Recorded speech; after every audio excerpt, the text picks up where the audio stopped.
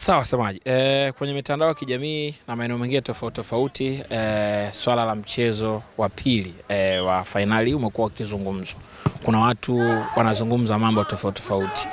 Wewe ndio sauti rasmi ya Simba. Hebu tueleze hili jambo likoje?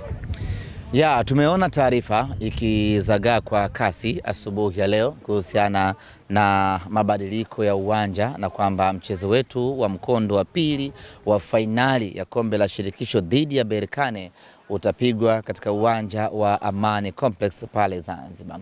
Nichukue nafasi hii kuwaambia na kuwatangazia wana Simba ya kwamba kwa sasa uongozi, kwa sasa viongozi, focus yetu kubwa ni mechi yetu ya tarehe 17 dhidi ya Berkane hapa ugenini. Sisi viongozi, sisi wachezaji, benchi la ufundi, wote tunatazama namna gani tutashiriki kikamilifu katika mchezo huu wa tarehe 17. Mechi ya marudiano ya tarehe 25 tutawaambia wana Simba inachezwa.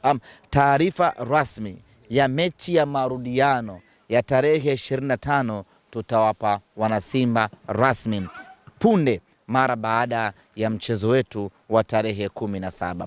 Kwa sasa taratibu zote zinabaki kama zilivyo.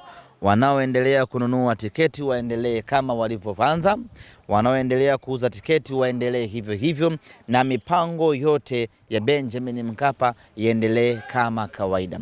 Taarifa rasmi kuhusiana na mechi ya tarehe 25 tutaitoa baada ya mechi ya tarehe 17. Kwa sasa wana Simba watulie, tujikite na maandalizi ya mechi ya tarehe 17.